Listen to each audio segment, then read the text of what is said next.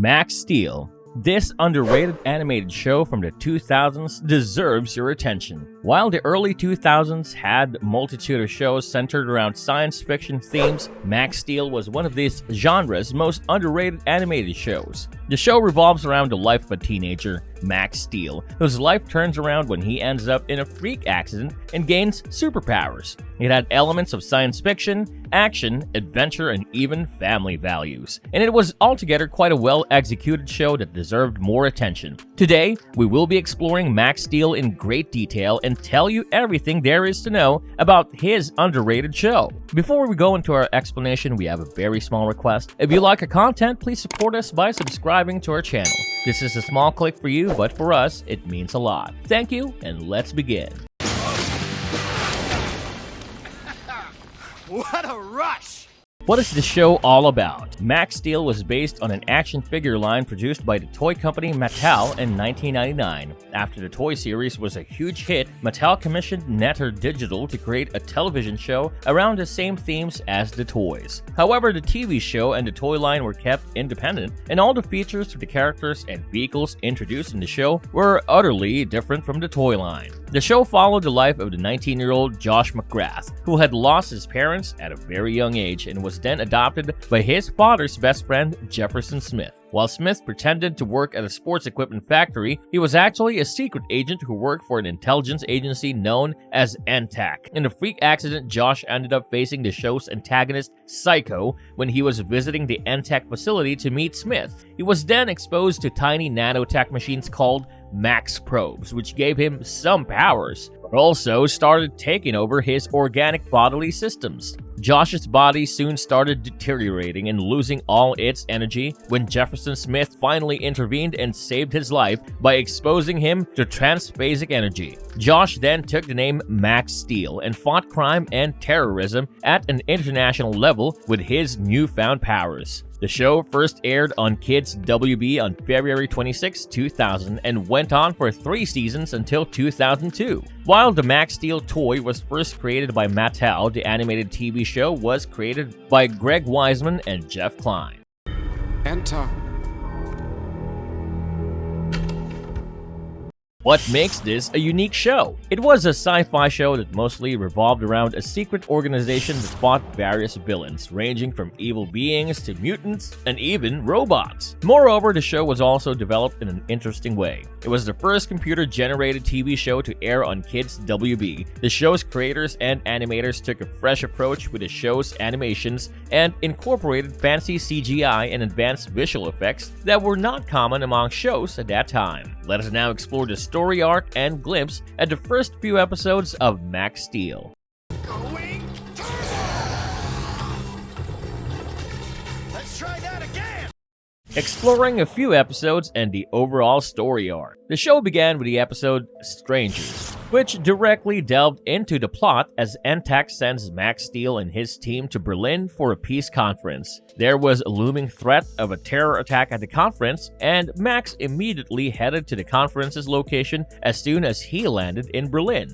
He ensures everything is in order and contacts his team's senior agent, Rachel Leeds, who is inside the venue. The two bicker with each other as Rachel is concerned about Max's safety, when suddenly a flash of lightning strikes out of nowhere and all the people inside the dome disappear. As the show's intro theme starts playing, we get a glimpse into Max's personal history and how he assumed this identity after he was exposed to the dangerous Max Probes. As the title theme ended, the scene shifted to Dr. Roberto Martinez, who was keeping an eye on the conference from a control room. Martinez noticed that everyone on the right side of the floor had vanished, and he immediately contacted Jean Myret, who was Smith's second-in-command. Myret sets out for Berlin right away, while Martinez orders Max to wait patiently. Max does not pay attention to Martinez's advice and goes into an invisible stealth mode to enter the conference room. He is surprised to see that there is absolutely no evidence of any person in the room, and he notices that even the chairs and tables don't have any fingerprint marks.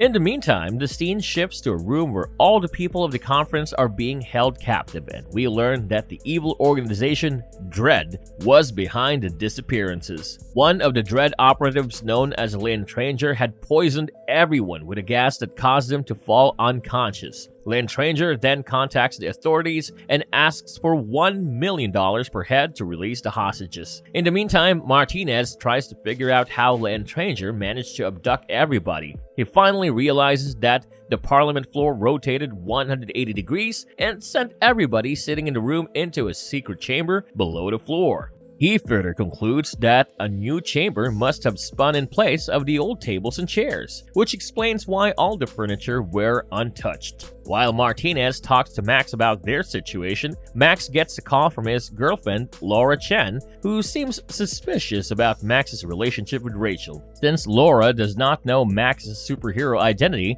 he lies to her about Rachel. He then navigates through the underground systems to locate Rachel and finds himself stuck in an abandoned tunnel with railway tracks. He ends up face to face with L'Entranger, who has taken the hostages away in a train by using these abandoned tracks. The villain wears a mask to stay anonymous, and he even somehow escapes Max, who ends up falling on the train tracks and loses consciousness. Martinez also loses contact with Max and then tries to use Antech's BioLink feedback system to wake him up.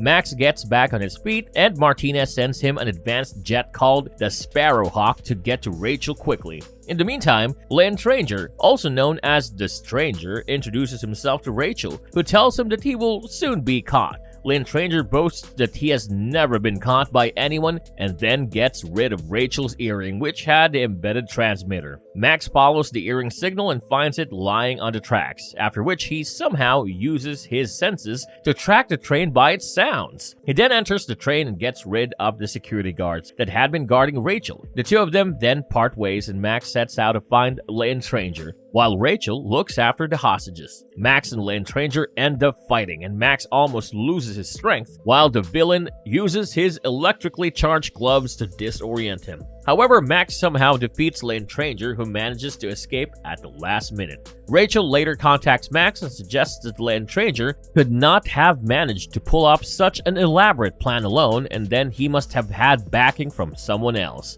Max also gets a call from Jefferson Smith, while the criminal Psycho plots a plan to get rid of Smith. In the midst of all the chaos, Max goes to the airport to pick up Laura and returns to his old persona of Josh McGrath. In the next episode, titled Strangers, Max Steel travels in an airplane with Jefferson Smith and the UN General Secretary, Mari Keita. Their airplane ends up being the target of a missile attack by Dredd, and Max steps out of the plane to divert the missile from attacking their aircraft. He then returns to his regular self, Josh, and spends the day with Laura and their college friend, Pete Costas. While Josh helps Laura move her stuff into the dorm, he gets summoned by Jeff Smith for a debriefing about the missiles. Smith tells him that he suspects that the missile attack was aimed at Mari Keita, and he then assigns Team Steel with the task of keeping her safe. Rachel and Josh drive Mari Keita to a safe house, while Laura and Pete wait for Josh to show up for dinner at a cafe. While he doesn't show up, his father, Jefferson Smith, ends up there, and Laura approaches him. While the two exchange greetings, Jeff Smith falls to the floor, and a man who claims to be a physician says he's had a heart attack. While Laura and Pete watch the scene, the physician swiftly takes Jeff away in an ambulance.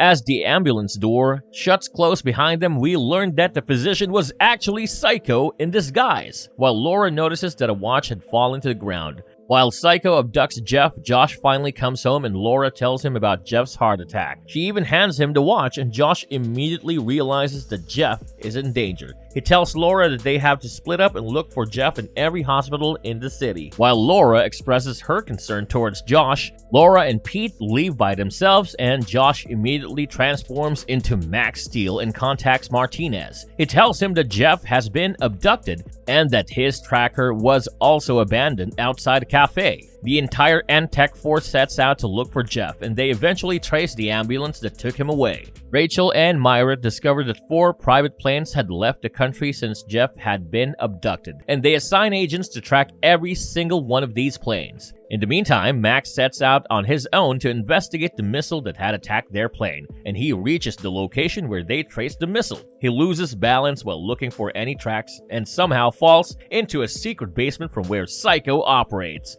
Max loses contact with Martinez and finds himself facing Psycho and his accomplices. Psycho attacks Max with electrically charged weapons and then imprisons him along with Jeff. The two of them devise an escape plan, and they easily defeat all the guards with their combined powers and wit. They even manage to open the secret basement's doors, and Martinez soon gets a signal from them again. Jeff and Max easily escape the basement, and they realize that the entire setup was too easy and that it could have been a tactic to distract Antec forces by sending them after the planes. They finally realized that their city was also facing a virus threat and that this virus was stored at a medical center where researchers were trying to neutralize it. Psycho then breaks into the hospital and steals the virus, while one of the doctors warned him that even one drop of it could cause a deadly plague that will destroy the entire human race. Max and Jeff then head to the hospital and set up missiles to prevent Psycho from escaping with the virus. He even ends up in a face-off with Psycho. And while he initially struggles to defend himself, he soon goes into turbo mode and protects himself. In the meantime, Jeff gets his hands on the virus and they get the situation under control. As the episode comes to an end, Max and Jeff step out of the hospital and they come face to face with Laura, who is surprised to see that Jeff has recovered so soon. In the third episode titled Sacrifices, Max has constant nightmares about Psycho, and he even struggles to differentiate between reality and nightmares. He finally heads to the beach to surf for a while, but he runs into Laura, who reminds him about his visit to Paris for a Del Oro Extreme event. In reality, Max was going to Paris to look into unexplained power outages along with Rachel and Team Steel, and his companions noticed that Max looked tired on their flight to Paris. He takes a short nap during their journey and once again finds himself having nightmares about Psycho.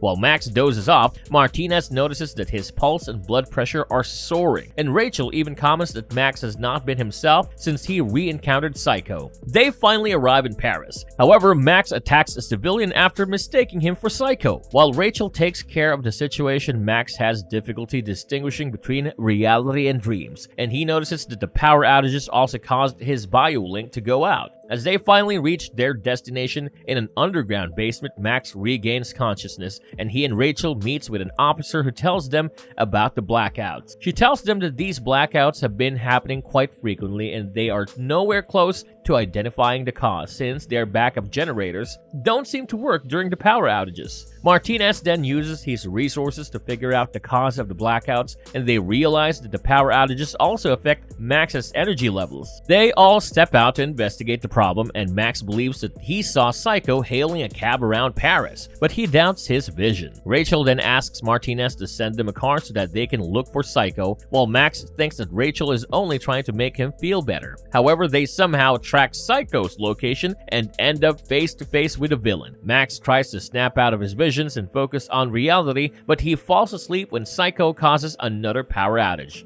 He uses a device that shoots electromagnetic pulses to create blackouts in the entire city of Paris, and this device also affects Max's energy. While Max once again loses his energy, he dreams about the time Psycho had exposed him to the Max probes in a freak accident. He replays the day when he learned that his body came in contact with the suspension fluid that caused his cells to deteriorate, and how Jefferson Smith had exposed him to transphasic energy in order to change his physiology and save him. Max soon returns to consciousness, and he and Rachel talk about how Psycho can endanger any city in the world with the use of this device. The episode keeps weaving in and out of Max's dreams as he further dreams about the time he asked Jefferson Smith's permission to join Antec and even took the name Max Steel. In the meantime, Martinez discovers that the electromagnetic pulses (EMP) are being traced to the Eiffel Tower and that Psycho has set up his base on the top of the monument. While the power box gears up for the next EMP attack that would cause an hour-long blackout, Max Steel gears up to defeat Psycho, and he leaves for the Eiffel Tower. Steel's team and Psycho's forces end up fighting, while Max gets his hands on the EMP device and throws it off the top of the tower. The device crashes on the ground with an explosion, while Psycho makes an unsuccessful attempt to salvage it. As the episode comes to an end, Max's nightmares don't seem to trouble him too much, and he returns to his usual state. In the next episode titled Sportsman, Max decides to quit the Del Oro Extreme group where he used to participate in extreme sports such as trekking, racing, surfing, and rock climbing. During one of these climbing events, one of Max's competitors ends up in a risky position and he uses his powers to save him. After the event ends, Max realizes that his powers give him an unfair advantage in that he should quit Del Oro before their upcoming triple threat event. He is later summoned to the NTAC by Jefferson Smith, who demands to know why he quit, despite knowing that NTAC had been arranging this event for a long time. While Smith understands Max's reasoning, he still asks him to compete in the event in his superhero form. Rachel also shows up and tells Max that they received a threatening email from an unknown source. The blackmailers ask NTAC to give them $1 million or they will strike lightning during the Del Oro qualifying event near the docks. Rachel then states that they need someone to ensure the athletes' safety, and Max agrees to participate in the event. While the qualifiers for the triple threat event occur, Martinez observes that an artificial source has been striking lightning around the docks and asks Max to qualify for the next round so he can participate in the final event. While Max participates in the next event, another round of lightning strikes the dock and causes an accident wherein the boats catch fire. Max ensures that everyone is safe while the blackmailers keep sending emails asking for even more money. Martinez finally traces the lightning to a location in Sector 3, and Team Steel also informs the other participants about the dangers they might face. On the day of the event, the unknown blackmailers shoot constant lightning at the competitors, and Max finally traces their location to an aircraft above them. He breaks into the airplane and comes face to face with a man who was using a televault to cause the lightning. Max further realizes that this man was Woody Barkowski, a former Del Oro champion who was under the illusion that NTAC sabotaged his career. Max gets rid of Woody and his aircraft by using his device against him, and he later returns back to his usual Josh self. In this way, the show followed Max Steel's life as he worked with NTAC to ensure world safety and eliminate any villains or threats that might disrupt international peace.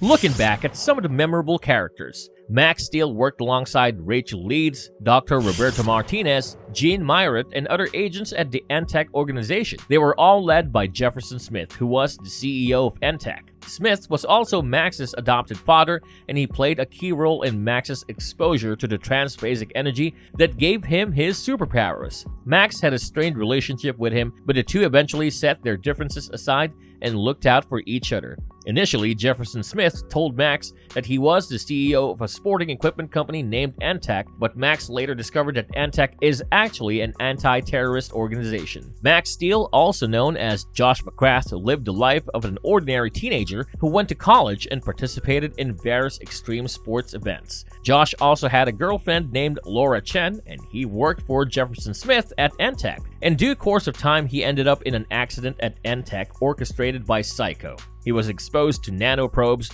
which gave him super strength, enhanced senses, and the ability to change his appearance. He also gained the ability to become invisible and even heal more quickly than a normal human being. However, these probes disintegrated his bodily systems, and he needed regular doses of transphasic energy in order to sustain his body. Max worked with Dr. Roberto Martinez, who he referred to as Berto or Hermano. Martinez was a technical genius, and he often monitored events from the control room at NTAC. Max usually went on missions along with Rachel Leeds, who was a seasoned NTAC agent. Rachel had a lot of experience in dealing with various crises and that she was also quite skilled in combat. Max and NTAC constantly faced difficulties due to John Dredd and his organization, Dredd. While John Dredd was the leader of this organization, he seldom appeared in any episodes and mostly worked from the shadows. Max often fought against Psycho, who was another villain affiliated with Dredd. Psycho had a metallic face that looked like a skull, and he even had a wide smile on his face. He usually wore a mask to hide his face, and he also had an altered bionic arm, which could transform into a claw or a laser gun based on his preference. Psycho was also responsible for exposing Max to the Max probes, which started a chain of events that led Max to gain his powers, and he was a constant presence that kept stirring up trouble across the show. Ready? Ready. Man, this turbo thing rocks. Marvelous verdict. This misunderstood and ignored series deserves a big-budget reboot. As the first show that used CGI on the Warner Bros. Network, Max Steel was quite ahead of its time, and it was made with cutting-edge technology that surely deserves more appreciation. Besides the realistic animation, the show was also filled with genuinely good content and was packed with action and adventure. Max Steel toys were quite popular when they were first released, and the series then caught the attention of both kids and adults alike. While the show did not have a wide fan base, the viewers thoroughly enjoyed the show and found the storyline to be quite engaging. Fans especially enjoyed the blend of teenage drama paired with story arcs that revolved around science and technology, and Max Steel came as a breath of fresh air among animated shows at that time.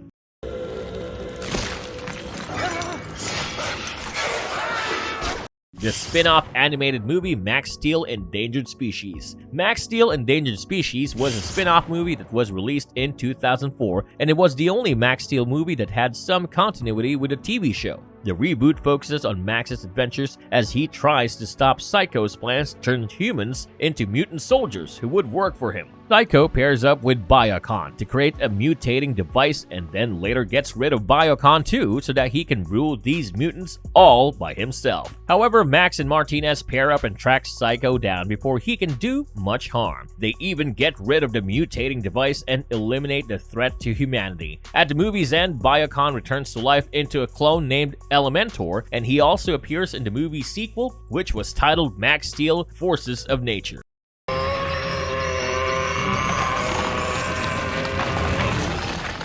The other sequels were not exactly related to the series. The Forces of Nature sequel was released in 2005, but it did not focus a lot on the plot that was established in the Max Steel animated series. Instead, the movie focuses on Jefferson Smith's adventures as he breaks into Biocon's base and finds Elementor. Smith also realizes that Biocon had stored 5 isotopes in different locations and that each of these isotopes carried one of his powers. While Smith works with the other NTech agents to get these isotopes before Elementor, he places Max under arrest. It is later revealed that Smith had placed the last isotope in Max's body when he exposed him to the transphasic energy and that he arrested him to keep him safe. Eventually, Elementor and Max end up confronting each other, and Max releases all the power from the 5th isotope to destroy Elementor. This movie was followed by another sequel titled Max Steel Countdown, which was released in 2006. In this movie, Max and Martinez work together to locate and break into Psycho's base, while Elementor once again stirs up trouble for them. He breaks into NTech and then uses the transphasic generator to break down his body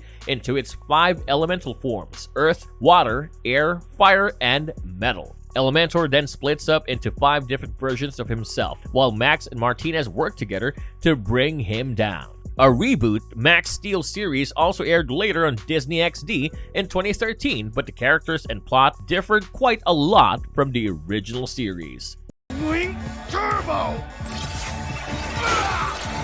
Conclusion. To sum it up, the Max Steel animated series was truly ahead of its time, even though it did not get a lot of attention when it was first released. While this show was overshadowed by other series in the sci-fi genre in the early 2000s, it had a lot to offer and was a criminally underrated show that deserved a lot more hype and an even bigger reboot. If you like our content, don't forget to leave a like and subscribe to us if you haven't already. Have a good one and be safe. Thanks, everyone.